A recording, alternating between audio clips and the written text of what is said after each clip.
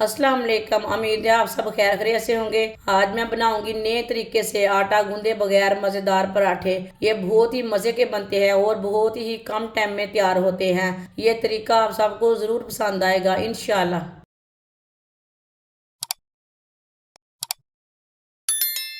एक प्याली गंदम का आटा, बारीक कटी हुई शिमला मिर्च, बारीक कटा हुआ टमाटर, आधी मैंने शिमला मिर्च ली है, आधा मैंने टमाटर लिया है, आधा प्याज बारीक कटा हुआ,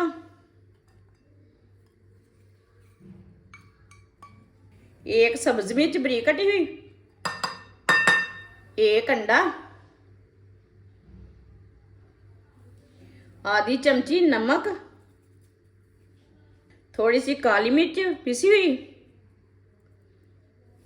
थोड़ा सा पानी डाल लेंगे, अच्छी तरह मिक्स कर लेंगे सब चीज़ों को। वीडियो को पूरा देखें, वीडियो को पूरा देखने से समझ आती है बाजी ने आज क्या बनाया है।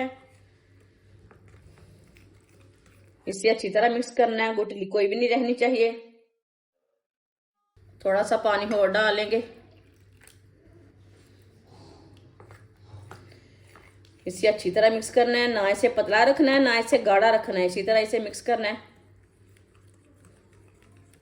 अच्छी तरह मैंने मिक्स कर लिया है।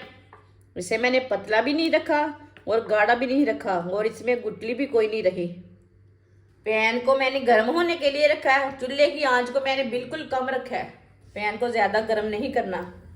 आधा चम्मच ऑयल डाल लेंगे, पैन के ऊपर ना फैला लेंगे।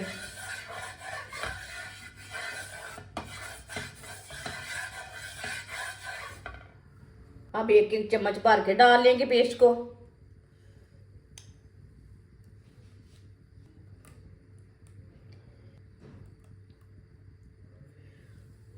अच्छी तरह फैला लेंगे।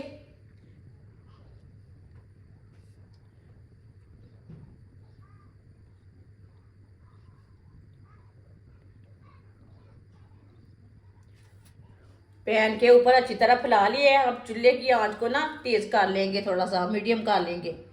2 मिनट के लिए पकने देते हैं, 2 मिनट के बाद में इसे उल्टाएंगे। थोड़ा थोड़ा ऑयल लेके ना साइडों में डाल लेंगे।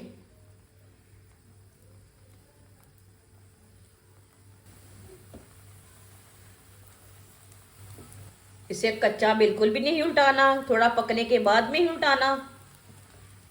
ये बहुत ही आसान तरीका है आटा गूंदे बगैर पिज़्ज़ा स्टाइल पराठा बनाने का। ये बच्चों और बड़ों को बहुत पसंद आएगा। जिसने हमारे चैनल को सब्सक्राइब नहीं किया वो हमारे चैनल को सब्सक्राइब कर लें। मैं बहुत सी कम चीज़ों से, कम मसालों से बहुत ही मज़े की रेसिपी बनाती हूँ। 2 मिनट हो चुके हैं, अब इसे उल्टा लेंगे। माशाल्लाह देखिए, ये वाली साइड से बिल्कुल बहुत ही अच्छा बना है। ये वाली साइड से भी थोड़ा थोड़ा ऑयल लगा लेंगे।